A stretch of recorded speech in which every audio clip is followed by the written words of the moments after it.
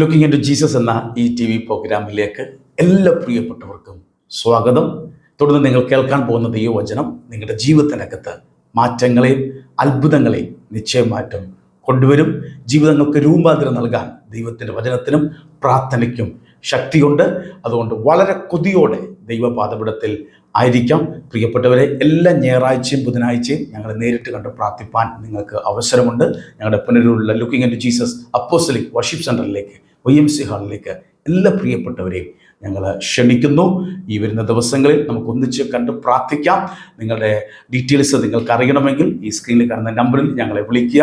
ആ വിവരങ്ങൾ നിങ്ങളെ അറിയിക്കുന്നതായിരിക്കും. പ്രതീക്ഷയോടെ നമുക്ക് ദൈവവചനം കേൾക്കാവുന്നതാണ്.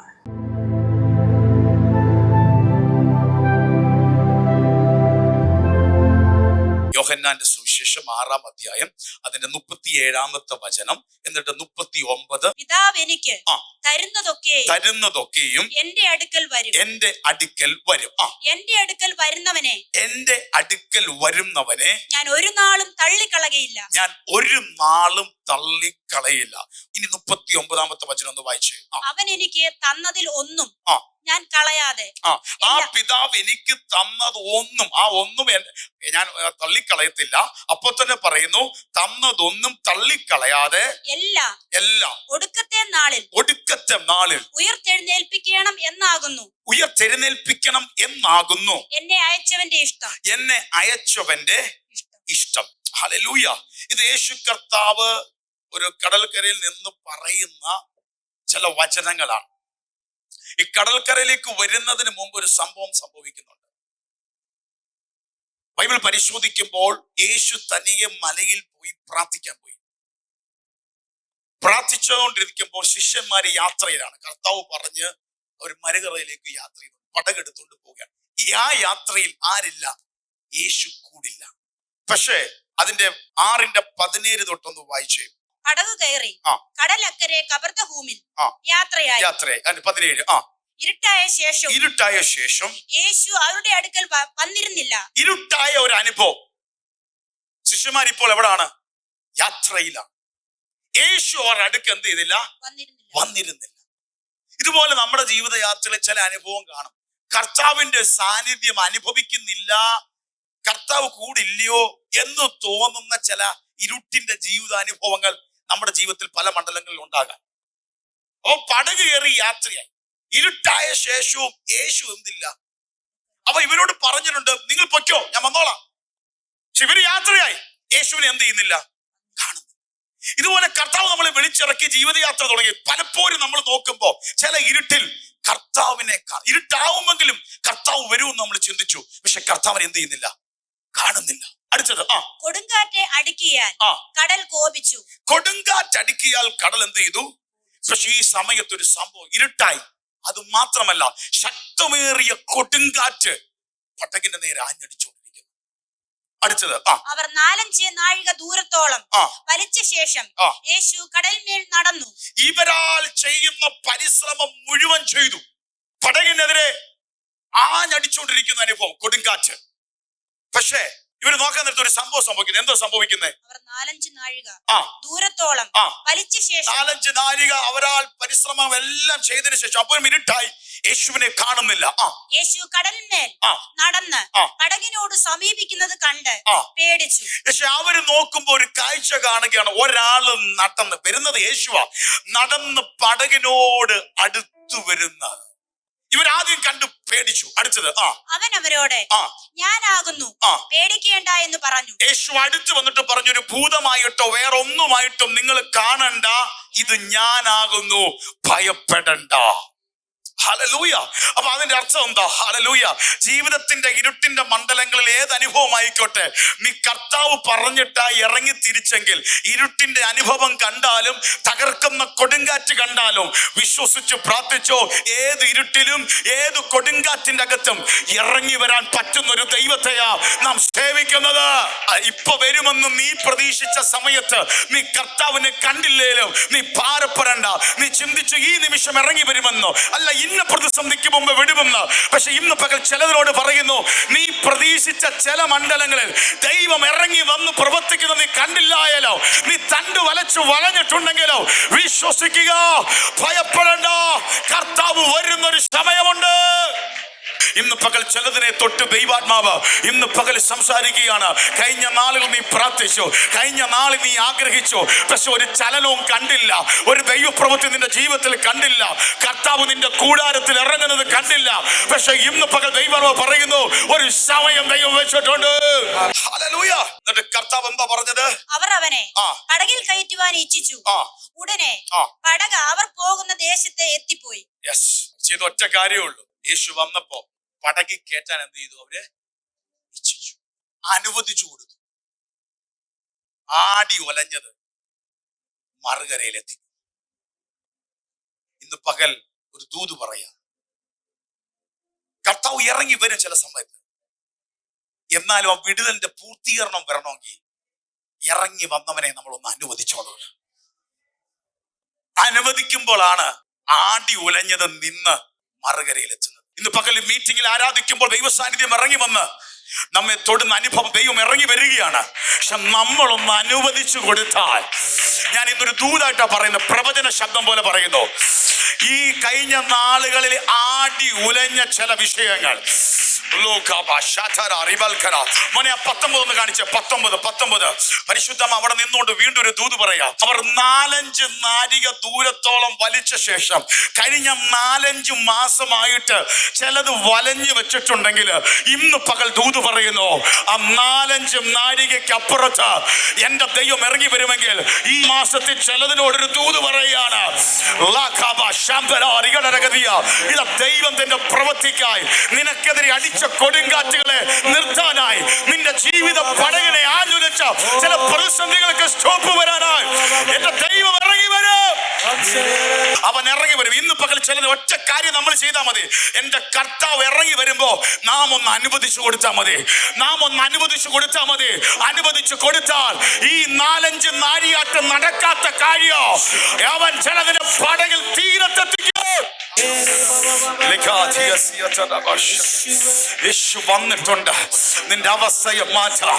ഇന്ന് പകൽ 4-5 പ്രാവശ്യം 4-5 മണ്ഡലങ്ങളായി നീ തണ്ടു വലഞ്ഞെങ്കിൽ ഈ 4-5 മാസമായി നീ വലഞ്ഞ ചില വിഷയത്തിന്റെ അകത്ത്, അല്ലെങ്കിൽ 4-5 വർഷമായി നീ വലഞ്ഞ ചില വിഷയത്തിന്റെ അകത്ത് ഇന്ന് പകൽ കർത്താവ് ഇറങ്ങി വരുമ്പോ നീ ഒന്ന് അനുവദിച്ചു കൊടുത്താൽ നിന്റെ ആടി ഉലയുന്ന പടകിനെ ഒരു തീരത്തെത്തിക്കുന്നയോ.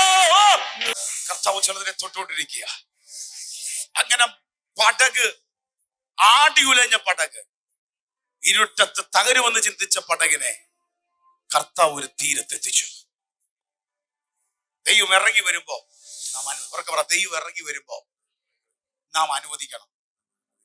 ഈ മീറ്റിംഗിൽ ദൈവസാന്നിധ്യം ഇറങ്ങി വരുമ്പോ ഞാൻ അങ്ങനെ വിശ്വസിക്കുന്നത്, ഇന്ന് ചിലരെ തൊടാൻ ഇറങ്ങി വരുവാ, ചിലരൊന്ന് കേറി അനുവദിക്കാൻ പോവാ. പലപ്പോഴും നമ്മൾ ഇറങ്ങി വരുന്ന കാണുന്നുണ്ട്, പക്ഷെ അനുവദിക്കാത്തോണ്ട് വിടുതൽ കിട്ടുന്നില്ല. അവർ ഇറങ്ങി വരുന്നു, കർത്താവ് ഭയപ്പെടേണ്ട ഇത് ഞാനാന്ന് പറഞ്ഞു. പക്ഷെ അടുത്ത സെക്കൻഡ് അവരുടെ ഇച്ഛ മൊത്തം അവൻ ഈ പടകിന്റെ അകത്തേക്ക് കയറണം. കർത്താവ് പടകിന്റെ അകത്തേക്ക് കയറി ശാന്തമാകേണ്ടത് ശാന്തമായി എത്തേണ്ട തീരത്തെത്തി. അങ്ങനെ എത്തിയപ്പോ ജനം വന്ന് ചോദിച്ചു, കർത്താവ് നീ എവിടായിരുന്നു? കർത്താവ് പറഞ്ഞു, നിങ്ങളെ 5 അപ്പവും 5000 പോഷിപ്പിക്കുന്നൊക്കെ കണ്ടിട്ടാ എന്റെ പിന്നാലെ വരുന്നതെന്ന് എനിക്ക് മനസ്സിലായി. പക്ഷെ നശിച്ചു പോകാത്തൊരു ആഹാരത്തിനായി, നിത്യജീവനായി പ്രവർത്തിപ്പീൻ, വാഞ്ചിപ്പീൻ, ആഗ്രഹിപ്പീൻ. നമുക്ക് 2 ഫുഡ് വേണം, പ്രത്യേകിച്ച് വിശ്വാസി സമൂഹത്തിൽ. ഒന്ന് ഫിസിക്കലായ ഒരു ഫുഡ് നമുക്ക് വേണം, അത് വേണം, നമ്മുടെ ശരീരത്തിന്റെ ബലത്തിനും ആരോഗ്യത്തിനും നമ്മൾ നിൽക്കാൻ അത് വേണം. പക്ഷെ അടുത്തൊരു ഫുഡ് വേണം, അകത്തൊരു മനുഷ്യനുണ്ട്, അകത്തെ മനുഷ്യൻ, അതിന്റെ ആഹാരം. ഇപ്പൊ നിങ്ങൾ എന്തോ ചെയ്യുന്നത് അറിയാമോ? അകത്തെ മനുഷ്യന്റെ ആഹാരം കഴിക്കുക. ഇനി 1 മണി കഴിഞ്ഞോ 1:30 കഴിഞ്ഞോ 2 മണിയോ അല്ലെങ്കിൽ 2:30 നിങ്ങൾ കഴിക്കുന്ന സമയത്ത് വീട്ടിൽ പോയി കഴിക്കുമ്പോ പുറത്തെ ബോഡിക്കുള്ളതാണ് കൊടുക്കുന്നത്. 2 നമുക്ക് വേണം. പക്ഷേ പുറത്തെ ബോഡി ശരീരത്തിന് കൊടുക്കുന്ന ആഹാരം 80, 90, 100 വയസ്സ് വരെ, അല്ലെങ്കിൽ 110. ഞാൻ ആരെങ്കിലും കുറച്ചുകൂടെ പ്രാർത്ഥിക്കുന്നേ, കുറച്ചുകൂടെ അങ്ങ് പ്രാർത്ഥിക്കും, 120 വേണ്ടേ, ആർക്കും എത്ര ആയിക്കോട്ടെ, അത് അത്രേ ഉള്ളൂ.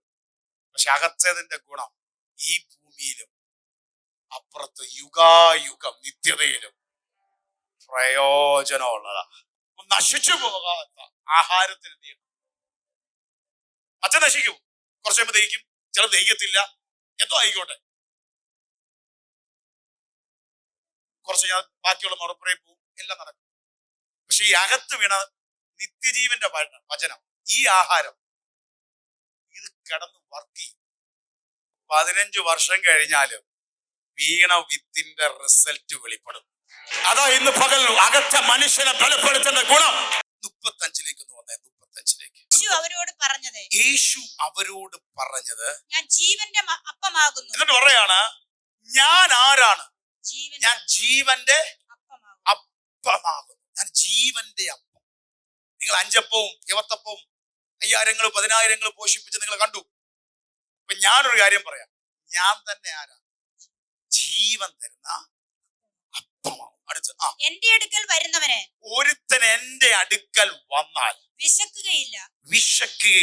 എന്നിൽ വിശ്വസിക്കുന്നവന് ഒരു നാളും ദാഹിക്കുകയുമില്ല. കർത്താവ് കം ആൻഡ് ബിലീവ്. എന്റെ അടുത്തേക്ക് വരിക, നീ വിശ്വസിക്കുക. ഉറക്കെ പറ, അടുത്ത് വരിക, വിശ്വസിക്കുക. ഞാൻ ജീവന്റെ അപ്പം. എന്റെ അടുക്കൽ വരുന്നവൻ എന്തില്ല? ഒന്നാമത്തെ പോയിന്റ്, കർത്താവിന്റെ അടുക്കലേക്ക് വരിക. അവൻ എന്ത് ചെയ്യത്തില്ല? വിശക്കത്തില്ല. എന്നിൽ വിശ്വസിക്കുന്നവൻ ഒരു നാളും. ഒരു മനുഷ്യന്റെ ജീവിതത്തിൽ നിലനിൽക്കാൻ വേണ്ടതാണ്, ഫിസിക്കലി വേണ്ടതാണ് വെള്ളവും ആഹാരവും, രണ്ടും വേണം. ഇത് തന്നെ കർത്താവ് പറഞ്ഞു, നിന്റെ ജീവിതത്തിന് വേണ്ടത് തരാൻ ഞാൻ ജീവന്റെ അപ്പം, ലോകത്തിന്റെ അല്ല, ജീവനില്ലാത്തപ്പം അല്ല, ജീവന്റെ അപ്പം എന്റെ അടുക്കൽ വന്ന് എന്നിൽ വിശ്വസിക്കുന്നവന് വേണ്ട ആഹാരവും വെള്ളവും കിട്ടിയിരിക്കും. പക്ഷെ ഒറ്റ കാര്യമുള്ളൂ, എന്റെ അടുക്കലേക്ക് വരണം. Come and believe. At any time, ഏത് സമയത്തും നിനക്ക് കർത്താവിന്റെ അടുത്തേക്ക് വരാം. അപ്പൊ എന്റെ പ്രിയപ്പെട്ടവരെ, നമ്മുടെ ജീവിതത്തിൽ നമ്മൾ ഏറ്റവും ശ്രദ്ധിക്കേണ്ട ഒരു കാര്യം, കർത്താവിന്റെ അടുത്തേക്ക് വരാൻ ഒരു കൊതി നമുക്കുണ്ടായി. വിശപ്പുണ്ടോ? ദാഹമുണ്ടോ? എവിടെയെങ്കിലും ശൂന്യത അനുഭവിക്കുന്നുണ്ടോ? എല്ലാ നന്മകളും ഉണ്ടായിട്ടും ഒരു ശൂന്യത അനുഭവിക്കുന്നുണ്ടോ? മനസ്സിന് സന്തോഷം വരുന്ന പല കാര്യങ്ങളും ചെയ്തിട്ടും 10 മിനിറ്റ് കഴിഞ്ഞ് വീണ്ടും ശൂന്യതയിലാണോ? അതിന്റെ അർത്ഥം നമുക്ക് ഓരോരുത്തർക്ക് അത്യാവശ്യമായി കർത്താവിന്ന് കഴിക്കണം, കർത്താവിന്ന് കുടിക്കണം. കർത്താവിന്റെ അടുത്തേക്ക് വരുവിൻ. എന്നിട്ടാണ് 37-ാമത്തെ വചനം ഒന്ന് വായിച്ചേ. പിതാവ് എനിക്ക് തരുന്നതൊക്കെയും എന്റെ അടുക്കൽ വരും. പിതാവ് കൽപ്പിച്ചതൊക്കെയും എന്റെ അടുക്കൽ വരും. എന്റെ അടുക്കൽ വരുന്നവനെ, എന്റെ അടുക്കൽ വരുന്നവനെ ഞാൻ ഒരു നാളും തള്ളിക്കളകയില്ല. 2 ദൂത പറയുന്നത്, എന്റെ അടുക്കൽ വന്നാൽ അവൻ വിശക്കത്തില്ല, ദാഹിക്കത്തില്ല. ഒരു കാര്യം കൂടെ കേറ്റി പറയാം, അവനെ ഉലകത്തിൽ ആരൊക്കെതിരെന്നാലും ഞാൻ അവനെ റിജക്ട് ചെയ്യത്തില്ല, ഉപേക്ഷിക്കത്തില്ല. ഇന്ന് പകൽ കർത്താവിന്റെ അടുത്തേക്ക് വരുന്നവനൊരു ദൂത് പറയാം, നീ വിശക്കത്തില്ല, നീ ദാഹിക്കത്തില്ല, നിന്നെ തള്ളിക്കളയുന്ന ദൈവമല്ല. ഇന്ന് പകൽ ഏത് സാഹചര്യം ആയിക്കോട്ടെ, ഏത് അനുഭവങ്ങളായിക്കോട്ടെ, ലോകം മൊത്തം തള്ളിയവനായിക്കോട്ടെ, കർത്താവിന്റെ പാദപീഠത്തിലേക്ക് വരുന്നവനെ എന്റെ ദൈവം ഒരു നാളും തള്ളിക്കളയത്തില്ല, എന്റെ ദൈവം ഒരു നാളും ഉപേക്ഷിക്കത്തില്ല. ഇന്ന് കർത്താവിന്റെ അടുത്ത് വരുന്നതിന് ഒരു ദൂത് പറയാം. ഇന്ന് ദൈവം ബൈബിൾ റീഡ് കഴിഞ്ഞ ആ പ്രാർത്ഥനയ്ക്കകത്ത് ദൈവനെ ആ വാക്കിൽ ഒന്നുകൂടെ ഉറപ്പിച്ചു. 2 പേരിൽ ഉറപ്പിക്കുമ്പോൾ ദൂത് കറക്റ്റാണ്. ദൈവത്തിന്റെ അടുത്തേക്ക് വരുന്നവന് കിട്ടുന്നൊരു പ്രയോജനം. 103-ാം സങ്കീർത്തനം എടുത്തേ, 103:5. Yes, correct. നിന്റെ യൗവനം കഴുകനെ പോലെ പുതുകി വരത്തക്കവണ്ണം അവൻ നിന്റെ വായിക്ക് നന്മ കൊണ്ട് തൃപ്തി വരുത്തും. കർത്താവിന്റെ അടുക്കൽ വരുന്നവനോടൊരു ദൂത് പറയാം, നിന്റെ യൗവനം കഴുകനെ പോലെ പുതുകി വരുത്തവണ്ണം നിന്റെ വായിക്ക് അവൻ എന്ത് ചെയ്യും? വേറെ ഇംഗ്ലീഷ് ട്രാൻസ്ലേറ്റ് പറയുന്നു, നിന്റെ വർഷങ്ങൾക്ക്, നിന്റെ കമ്മിങ് ഇയേഴ്സിന് നന്മ കൊണ്ട് ദൈവം തൃപ്തി വരുത്തും. ലോകത്തിലെ ഒന്നിനെ നമുക്ക് തൃപ്തി വരുത്താൻ പറ്റത്തില്ല. അങ്ങനെ ആരെങ്കിലും ചിന്തിക്കുന്നുണ്ടോ? ലോകത്തിന്റെ സാറ്റിസ്ഫൈ. ഇപ്പൊ നല്ല ഉടുപ്പ് വാങ്ങിച്ചു, ഭയങ്കര സന്തോഷം, നല്ല ഉടുപ്പ് വാങ്ങിച്ചു. ഒരു കഴുകി കഴിയുമ്പോ ആ ഉടുപ്പിനോടുള്ള സ്നേഹം എന്ത് ചെയ്യും? നല്ലൊരു മൊബൈൽ വാങ്ങിച്ചു, ആഗ്രഹിച്ചു വാങ്ങിച്ചു, ഭയങ്കര ഇഷ്ടം. ഒരു ദിവസം ഉപയോഗിച്ചാൽ 3 ദിവസം ഉപയോഗിച്ചാൽ, അല്ലെ ഒരാഴ്ച അത് തരും. അതെന്ത് കുറച്ചറിയാം, ഇച്ചിരി കൂടെ നന്ദി കിട്ടും. വണ്ടി വാങ്ങിച്ചു, കാര്യം വാങ്ങിച്ചു, എന്ത് വാങ്ങിച്ചു, ആഹാരം കഴിച്ചു, ആരും നമ്മൾ ടൂറ് പോയി, എന്തോ ആയിക്കോട്ടെ, എല്ലാത്തിനും ഒരു എന്തുണ്ട്, സാറ്റിസ്ഫൈഡ് ആക്കാൻ നമ്മളെ പറ്റത്തില്ല. മനുഷ്യൻ തോന്നുന്നത്. പക്ഷേ കർത്താവിന്റെ വചനം, എന്റെ വായിക്ക് നന്മ കൊണ്ട് ഞാൻ തൃപ്തിപ്പെടുത്തും. എങ്ങനെ ആവുന്നത്? നിന്റെ യൗവനം കഴുകനെ പോലെ കർത്താവിന്റെ അടുക്കൽ വരുന്നവനുള്ള ദൂത. കർത്താവിന്റെ അടുക്കൽ വിശക്കത്തില്ല, ദാഹിക്കത്തില്ല എന്ന് പറയാം. നിന്റെ യൗവനം കഴുകനെ പോലെ. എന്താ കഴുകന്റെ പ്രത്യേകത എന്നറിയാമോ? എന്താ അങ്ങനെ പറയാൻ കാരണം എന്നറിയാമോ? നോർമലി ഒരു നല്ല പ്രായത്തിൽ ജീവിക്കുക, നല്ല ഏജ്ഡ് ആയിട്ട് കഴുകന്മാരുടെ ഇത് വരത്തുള്ളൂ. ചില ചരിത്രം പറയുന്നു 90-100 വർഷം വരെയൊക്കെ ഒരു കഴുകൻ ജീവിക്കും. 90-100 വർഷമൊക്കെ ജീവിക്കാം, അതിന്റെ ഓരോ ഇതനുസരിച്ച്. പക്ഷെ ഒരു 30-40 വയസ്സാകുമ്പോൾ ആ ഒരു വർഷം, ആ പീരീഡ്, ചിലതിന് 15, ചില 20 കഴിയുമ്പോൾ ഈ പഴയതുപോലെ പറക്കാൻ പറ്റത്തില്ല. കഴുകൻ ഉയരങ്ങളിൽ പറക്കുന്ന കഴുകന്റെ പ്രത്യേകത ഞാൻ കാറ്റ് വിഷയം 2 പ്രയോജനം. ഒന്ന്, എല്ലാത്തിനും മീതെ പറക്കും. ആ മീതെ പറക്കുന്നിടത്ത് എന്തില്ലെന്നറിയാമോ? മറ്റ് പക്ഷികളില്ല. അതാ നമ്മളെ ഒന്ന് മേളോട്ട് ആത്മാവിൽ കയറിയാൽ ഈ താരെ വരുന്നൊന്നും നമുക്ക് വിഷയം ഉണ്ടാകത്തില്ല. കഴുകൻ എല്ലാത്തിനും മീതെ പറക്കും. അപ്പൊ സാധാ കിളികളും പരിപാടിയൊന്നും അതിന് എഫക്റ്റ് ആകത്തില്ല. കാരണം അത് 1000കണക്കിന് ഫീറ്റ് ഹൈറ്റിൽ, വേണമെങ്കിൽ 10,000 വരെ ഫീറ്റിൽ ഹൈറ്റിൽ പറന്നുയരാൻ പറ്റുന്നതാണ്. ആ ലെവലിൽ വേറെ പക്ഷികളില്ല. ഈ താന്ന് പറക്കുമ്പോഴാണ് കുരുവിയും കാക്കയും മറ്റേതെല്ലാം പ്രശ്നം. അപ്പൊ നമ്മുടെ ജീവിതത്തിൽ ആത്മീയത്തിൽ ഇങ്ങനെ താന്നു പോകുമ്പോഴാണ് എല്ലാം നമുക്ക് വിഷയം. അതുപോലെ കഴുകന്റെ പ്രത്യേകത, കാറ്റ് അതിന് വിഷയമല്ല. കാരണം കാറ്റും മഴയും വരുമ്പോൾ നിങ്ങൾ കണ്ടിട്ടുണ്ടല്ലോ, 99% കിളികളും നമ്മുടെ വീടിന്റെ ചുറ്റും, നമ്മുടെ പരിചയപ്പുറത്തും, നമ്മുടെ അടുത്തും എവിടൊക്കെ മഴ പെയ്യാതിരിക്കാൻ പറ്റുമോ അവിടെ എല്ലാം കയറി ഒളിക്കും. പക്ഷെ കഴുകന് കാറ്റും മഴയും വിഷയമല്ല. അവൻ ആ കാറ്റ് വരുമ്പോ കാറ്റിനെതിരെ ചിറക് വിടത്തി അങ്ങോട്ട് വെക്കും. ആ കാറ്റ് കൊണ്ട് ഇതിനെ ഹൈറ്റിൽ കൊണ്ട് പറയിപ്പിക്കും. അപ്പൊ അങ്ങനെ പോകുന്നതാണ് കഴുകൻ. ഈ 30-40 വയസ്സാകുമ്പോ അതിന് പറക്കാൻ പറ്റത്തില്ല. വേണ്ട വിധത്തിൽ ചില ചിറകിൽ നിന്നൊക്കെ ഈ തുകലുകളൊക്കെ ഇറങ്ങാൻ തുടങ്ങും, അതിന്റെ പൂടകളൊക്കെ ഇറങ്ങാൻ തുടങ്ങും. ഇതാകുമ്പോ ഇതിന് മനസ്സിലാവും, ഈ പോക്ക് പോയാൽ ഞാൻ അധിക നാൾ പറക്കാൻ പറ്റത്തില്ല. കഴുകൻ എന്ത് ചെയ്തു? നല്ല ഉയർന്ന പാറ സ്ഥലത്തിൽ, ഉയർന്ന കീക്കാന്തൂരായ പാറയുടെ ഇടുക്കിൽ, ഉന്നതമായ ഹൈറ്റിൽ പോയി കഴുകൻ നീണ്ട 3 to 5 മാസം അവിടെ ഇരിക്കും. എന്നിട്ട് തന്റെ ചുണ്ടുകൊണ്ട് ബാക്കി പൂടകളെല്ലാം കൊത്തി കൊത്തി കൊത്തി പറിച്ചു കളയും. പറിച്ചു കളഞ്ഞ് നമ്മൾ പറഞ്ഞൊരു സ്കിൻ, നമ്മള് ഒരു കോഴിയെ ഡ്രസ് ചെയ്താൽ എങ്ങനെ ഇരിക്കും, അതേപോലെ എല്ലാം പറിച്ചു കളഞ്ഞ് 3 to 5 മാസം ഹല്ലേലൂയ ആ പാറയുടെ ഏതെങ്കിലും ഒരു ഭാഗത്ത് ഹൈറ്റായ സ്ഥലത്ത് ഒതുങ്ങിയിരിക്കുമ്പോ ചില മാസങ്ങൾ കഴിയുമ്പോൾ പുതിയ സ്കിന്നിന്റെ അനുഭവങ്ങൾ വരാൻ തുടങ്ങും. വീണ്ടും അതിന്റെ പൂടകൾ കിളിച്ചു വരാൻ തുടങ്ങും.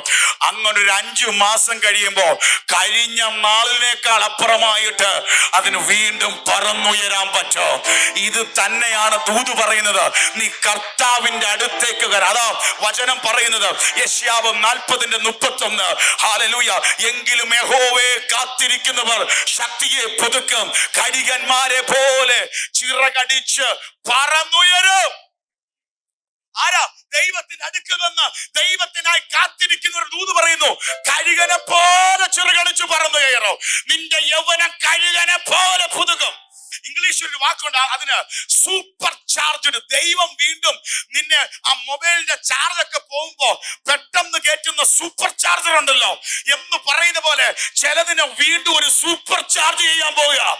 യെസ് യെസ് യെസ് യെസ് വിശ്വാസത്തിൽ വന്നു ഇത്രയും നാളായി, പക്ഷെ ചിലതിനോട് പറയുന്നു ഇന്ന് ഒരു സൂപ്പർ ചാർജ്. അല്പ മിനിറ്റുകൾ കരങ്ങൾ അടിച്ചു ദൈവത്തെ സ്തുതിച്ചോ. ചിലതിനെ വീണ്ടും സൂപ്പർ ചാർജ് ആക്കാൻ പോവുക. വീണ്ടും നിന്റെ യൗവനം കഴുകനെ പോലെ പുതുക്കി വരുത്തക്കവണ്ണം നിന്റെ വായിക്കും നന്മ കൊണ്ട് തൃപ്തി വരുത്തും.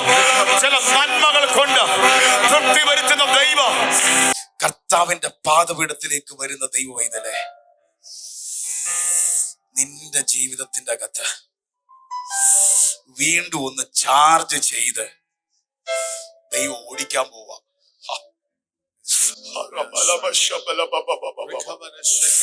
ഒരു മിനിറ്റ് പ്രാർത്ഥിച്ച കർത്താവ് അങ്ങനെ എന്നെ വീണ്ടും ഒന്ന് ചാർജ് ചെയ്ത്. കഴിഞ്ഞ നാളുകളിൽ ഓടി പറന്ന് ഞാൻ തളർന്നു. ചില വിഷയത്തിൽ എന്നെ കൊണ്ട് പറ്റുന്നില്ലല്ലോ എന്ന് പറഞ്ഞ് ഞാൻ ഇപ്പൊ ഇരിക്കുക. പക്ഷെ ചിലരോട് പറയും നിന്നെ കൊണ്ട് പറ്റും. നിന്റെ യൗവനം കഴുകനെ പോലെ പുതുക്കി വരുത്തി ദൈവം വീണ്ടും ഒന്ന് ചാർജ് ചെയ്ത് നിന്നെ വീണ്ടും ഒന്ന് ഓടിക്കാൻ പോവുക. വീണ്ടും പ്രാർത്ഥനയിൽ, വീണ്ടും ദൈവകൃപയിൽ, വീണ്ടും വീണ്ടും നിന്നെ ആ പഴയ ട്രാക്കിലേക്ക് ദൈവത്താൽ കൊണ്ടുവരികയാണ്. ഇതുവരെ നീ ഓടിയതല്ല, 4-5 മാസം കഴിയുമ്പോ പഴയതൊക്കെ കൊത്തിപ്പറക്കി കഴിയുമ്പോ പിന്നെ ചിറക് വരും. ചിറക് വരിക എന്ന് വെച്ചാൽ ഉദ്ദേശിക്കുന്നത് അതിന്റെ പൂടകളൊക്കെ വരും. പിന്നെ വിടർത്തിയാൽ ശക്തമായിട്ട് പറക്കാൻ പറ്റും. നിന്റെ പഴയതൊക്കെ കുത്തിക്കളഞ്ഞോ, പഴയതൊക്കെ ചേർത്ത് കുത്തിക്കളഞ്ഞോ. നിന്റെ യൗവന കരികനെ പോലെ പുതുക്കി വരുത്തകവണോ. നിന്റെ വായിക്ക് നന്മ കൊണ്ട് തൃപ്തി വരുത്തും. You will rise. നീ എഴുന്നേൽക്കും, നീ എഴുന്നേൽക്കും. ഇപ്പൊ കിടക്കുന്ന അവസ്ഥ എഴുന്നേൽക്കും. നീ പറന്നുയരും. ഏറ്റെടുത്തോ, ദൈവം ഇറങ്ങി വന്ന് സംസാരിക്കുക. സ്വീകരിച്ചോ ഈ വാക്തത്വ വചനത്തെ. Lord, let's move this place. ഞങ്ങൾ ഇപ്പൊ മുതൽ വിശ്വസിക്കുന്നപ്പ യൗവന കരികനെ പോലെ പുതുക്കം. കുറച്ചു നാളായി ഞങ്ങൾ കുറെ പഴക്കം അനുഭവിച്ചപ്പ, പക്ഷെ ആത്മശക്തിയാൽ കർത്താവിന് അടുത്ത് വന്ന് കാത്തിരിക്കുന്നവർ ശക്തിയെ പുതുക്കുന്ന പോലെ ഒന്ന് പുതുക്കി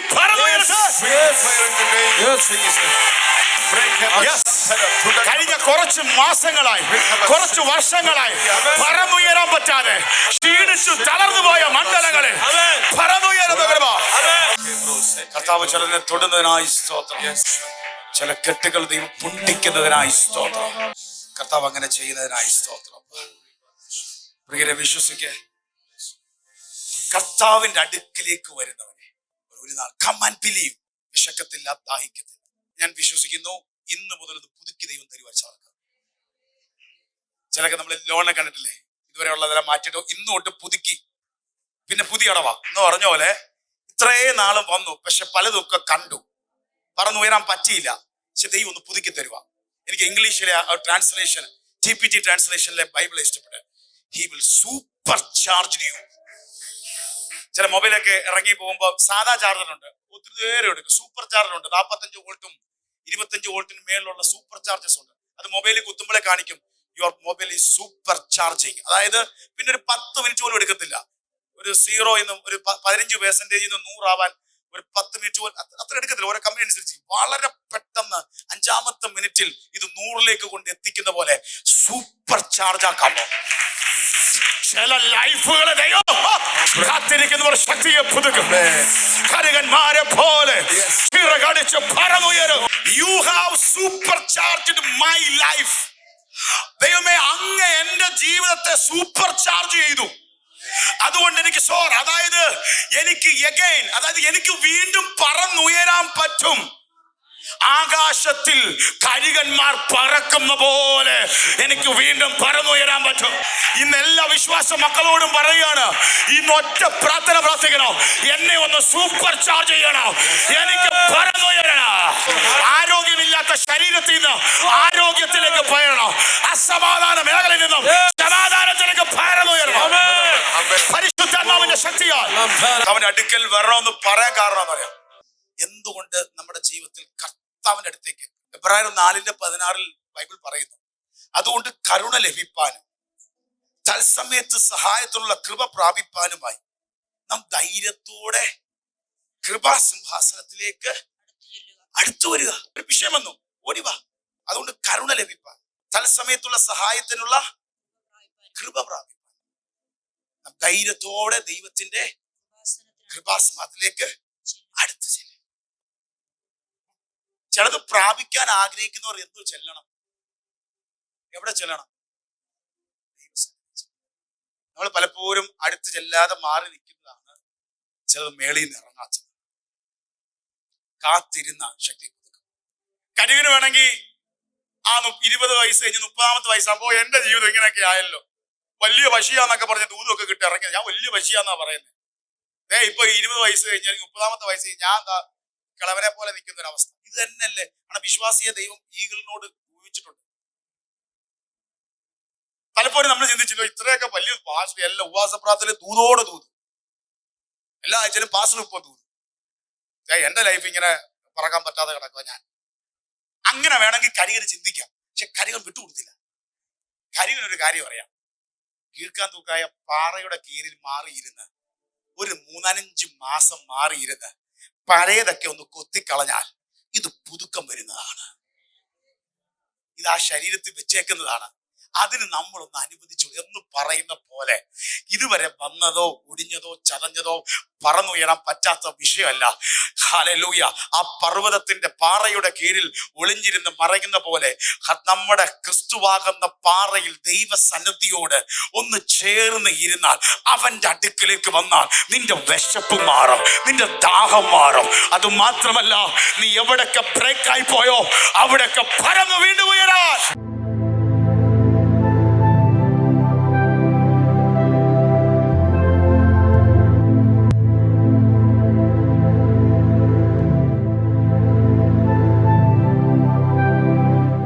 പ്രിയരെ, നിങ്ങൾക്ക് വേണ്ടി ഇപ്പോൾ പ്രാർത്ഥിക്കാൻ പോവുകയാണ്. ഈ വചന സന്ദേശം കേട്ടപ്പോൾ നിങ്ങൾക്ക് ഒരു പ്രാർത്ഥന വേണമെന്ന് ഉള്ളിൽ നിങ്ങൾക്കൊരു തോന്നലല്ലേ? നമുക്കൊന്നിച്ചു പ്രാർത്ഥിക്കാം. അത്ഭുതം പ്രവർത്തിക്കുന്ന ദൈവത്തിൻ്റെ കരം നിശ്ചയമായി ആ വിഷയത്തിൻ്റെ അകത്ത് ചലിച്ചിരിക്കും. സ്വർഗീയ പിതാവേ, എൻ്റെ ഈ ശബ്ദം കേട്ട ഓരോ പ്രിയപ്പെട്ടവരെ ഞാൻ യേശു ക്രിസ്തുവിൻ്റെ നാമം ചൊല്ലി പ്രാർത്ഥിച്ച് അനുഗ്രഹിക്കുന്നു. അവരുടെ ജീവിതത്തിൽ ദൈവം അത്ഭുതം ചെയ്യണമെന്ന് പ്രാർത്ഥിക്കുന്നു. അവരുടെ ജീവിതത്തിലെ തടസ്സങ്ങൾ അഴിഞ്ഞു മാറട്ടെ എന്ന് പ്രാർത്ഥിക്കുന്നു. കർത്താവേ, സമാധാനം കൊടുക്കണമേ. തലമുറകൾ നന്മ പ്രാപിക്കട്ടെ. കുടുംബങ്ങളെ ശാപങ്ങൾ മാറട്ടെ. സമൃദ്ധി വെളിപ്പെടട്ടെ എന്ന് പ്രാർത്ഥിക്കുന്നു. പ്രാർത്ഥിച്ച് അനുഗ്രഹിക്കുന്നു. യേശു ക്രിസ്തുവിൻ്റെ നാമത്തിൽ തന്നെ ആമേൻ. ഹല്ലേലൂയ.